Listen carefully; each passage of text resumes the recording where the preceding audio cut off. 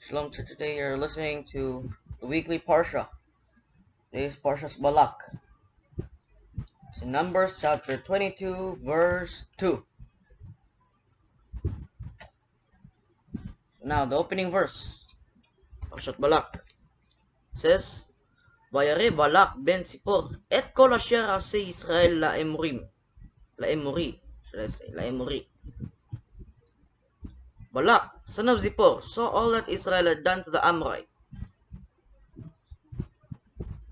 And Moab, verse 3, Moab became very frightened of the people because he was numerous, and Moab was disgusted in the face of the children of Israel. Moab said to the elders of Midian. Moab said to the elders of Midian, now the congregation will lick up our entire surroundings, as an ox licks up the greenery of the field. Balak, son of Zippor, was king of Moab at that time. He sent the messenger to Balaam. In Hebrew, in English, it's Balaam. And in Hebrew, it says, what verse is this? 5. Verse 5. Vaishlach malachim el Bilaam. Bilaam. What does Bilaam mean? Bilaam, if you split it into two words, it's Bilam. What is Bilam? Bilam. What does that mean?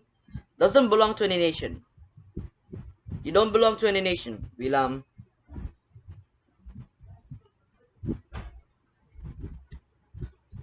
He only goes to where they pay money. Send messenger to Bilam, son of Beor, to Petor,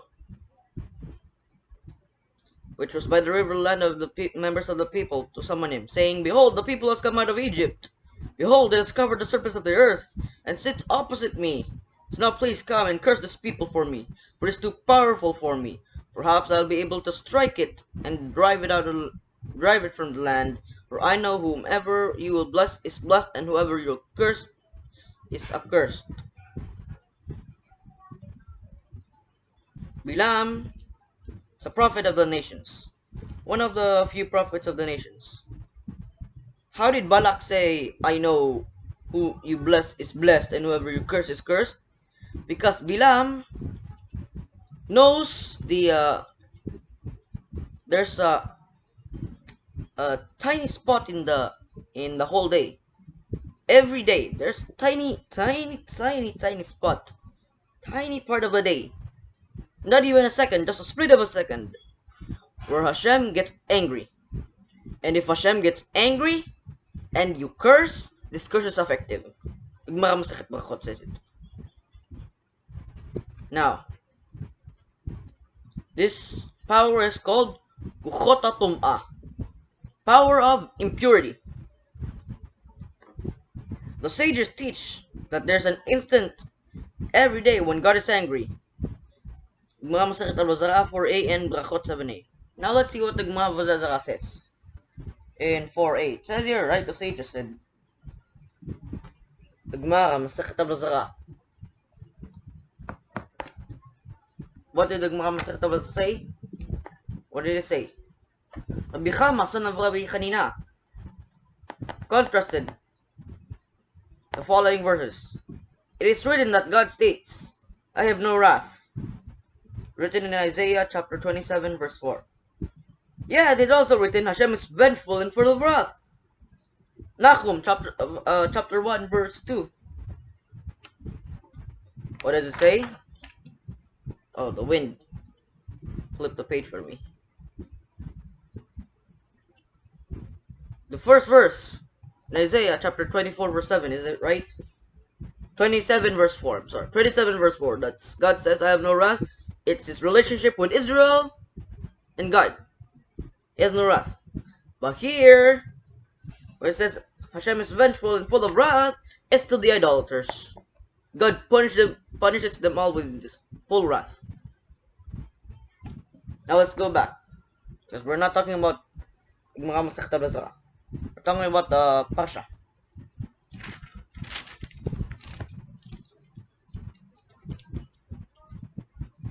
Now it says, I said in the Gemara Masechet Brachot, the Gemara Masechet Brachot says, there's a split of a second. There's a moment of the day that Hashem gets angry. What's this moment? This tiny, tiny, tiny split of a second. What is this split of a second? This is a split of a second. How long it takes to say the word rega? Say the word rega. Okay, that's how much Hashem gets angry. Just that tiny, tiny part. Rega. The word rega. Rega. In Hebrew, rega means a moment.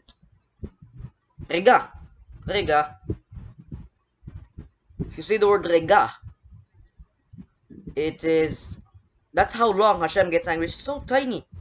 Tiny. And it's just once a day.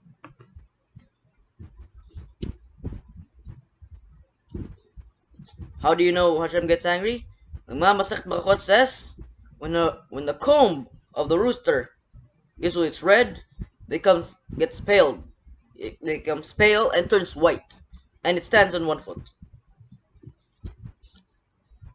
And here we go, the story. Rabbi Yehoshua ben Levi tied the rooster to the end of his bed, looking for it, so that there were some heretics coming for him, annoying him. So he got angry. He tied the rooster to his bed, waited for his comb to turn white and become pale and stand on one foot. And fortunately, he became asleep. He fell asleep, I meant. There said, okay, there teaches that even for the righteous to curse is not good.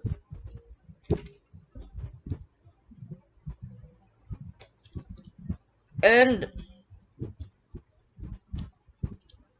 the sages said, what curse did Bilaam could have said in a split of a second?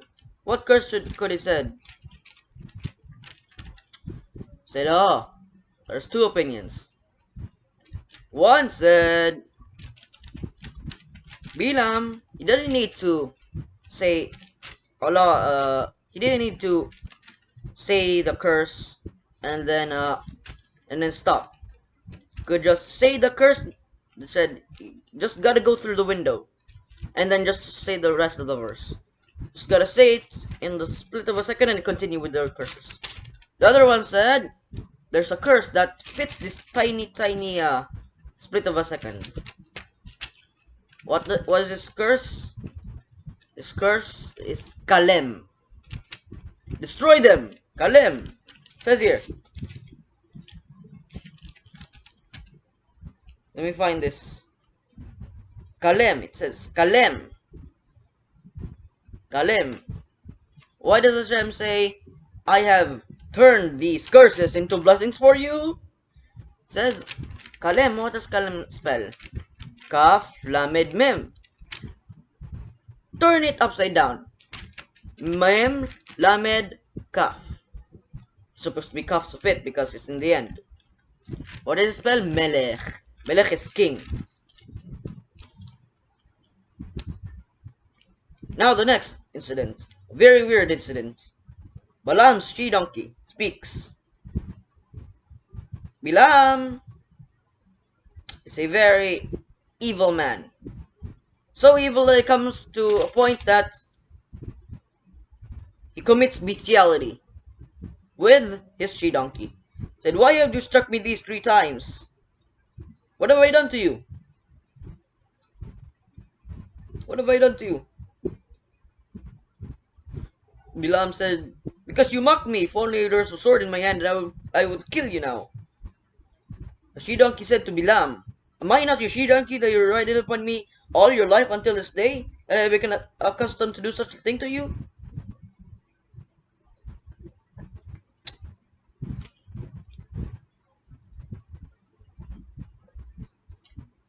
And now in verse 22, chapter 22, verse 22, it says, let's go backward. Malach Hashem, an angel of Hashem. Malach Hashem, an angel of Hashem, stood on the road. Meaning the she-donkey saw the angel of Hashem, and the she-donkey had the merit and not Bilam. This is how evil Bilam was. Remember, this is called Sitra Achra. Remember this expression. Sitra Achra in Aramaic means the other side, meaning kuchot tum'ah, power of impurity. It could get too powerful. They could even do some miracles, like in Egypt, the little grade 1 Egyptian kids could throw a stick on the floor and turn it into a snake. That's kuchot tum'ah.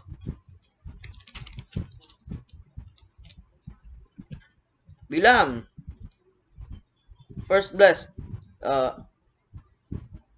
blessing is supposed to be a curse. Bilam said, chapter 23, verse 8.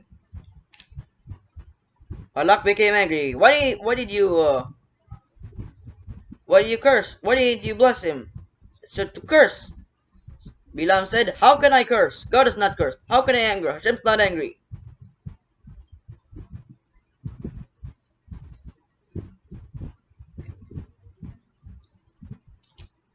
Verse 8.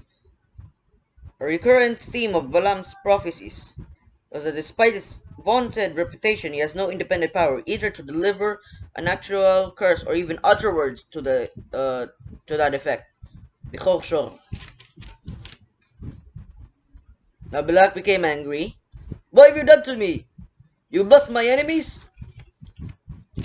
I'm bribing you to curse, not to bless.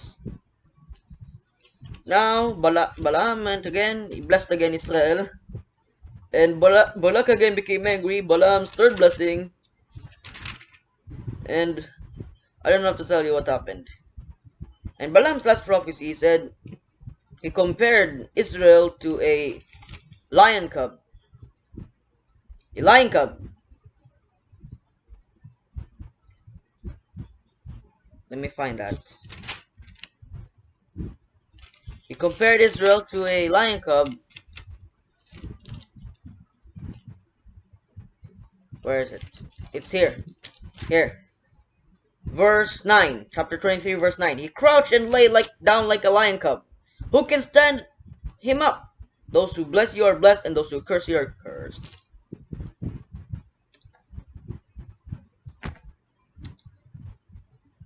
Now, I have one last question.